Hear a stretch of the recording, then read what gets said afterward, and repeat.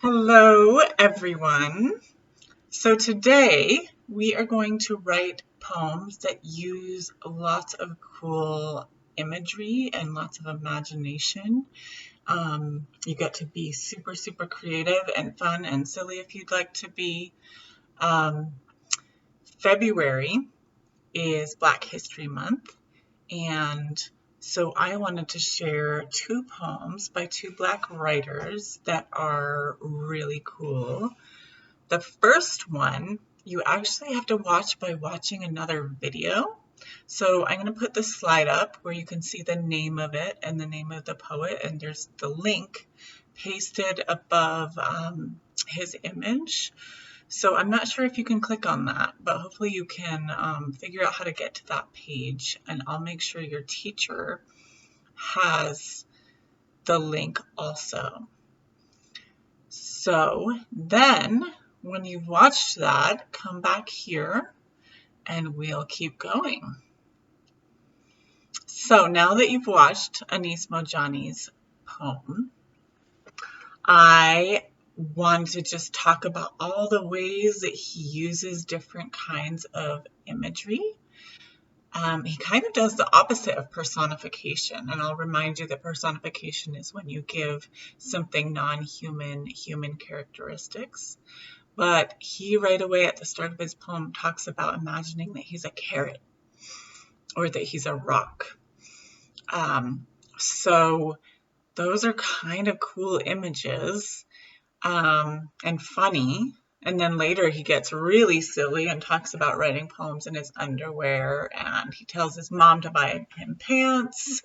He swats a BOA like his dad's advice, but then he wants it back again. So I want you to be thinking about different kinds of ways that you might imagine yourself to be something other than human. Or maybe like Anis Mojani, you can imagine yourself as lots of different things. And so I'm going to put up also this chart of senses. We've talked about the 5 senses before. So this chart actually talks about 8 different senses.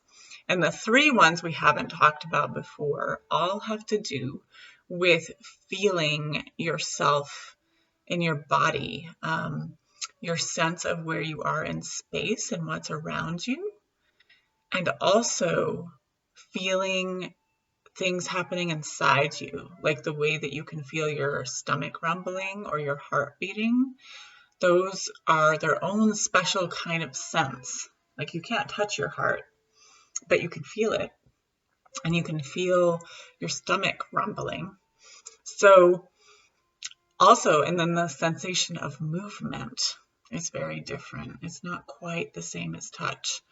So I wanted to show all of those things to you because I can imagine that if you imagine yourself as a root or something in the earth, you might be able to describe what it feels like to have the earth all around you, or for it to be dark or damp. And the same thing if you imagine yourself in the sky soaring on an air current. So there's all different kinds of sensory details that you might want to consider as you imagine being something other than human. The other poem that I want to share for Black History Month is by Nikki Giovanni. And in her poem, I'm going to read it to you and put it up at the same time. It's called Black History Month by Nikki Giovanni. If Black History Month is not viable, then wind does not carry the seeds and drop them on fertile ground. Rain does not dampen the land and encourage the seeds to root. Sun does not warm the earth and kiss the seedlings and tell them plain, you're as good as anybody else. You've got a place here too. So that's quite different than the first poem. It's much more serious. And in this, she is using seeds to represent Black people. And she is explaining that Black history is important. And just like the rain and sun and wind that help seeds scatter and nourish them and grow, that is something that Black people deserve too. And unfortunately, in our history, Black people have been oppressed for a long time. And so poems like that help to affirm and celebrate. And so if you are from a different culture, or maybe you speak different languages or something like that, you might be able to relate to this poem as well, and find ways to celebrate your heritage.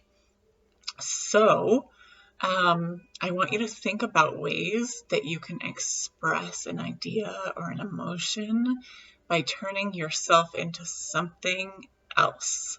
Maybe something from nature, like the two poems that I shared. Or you can get silly and turn yourself into something else that's not from nature. But think about what you want to celebrate, or the ways that you want to get silly and creative and express who you really are through lots of different things in nature, or objects, or ideas. So have lots of fun and play around, and I can't wait to read them.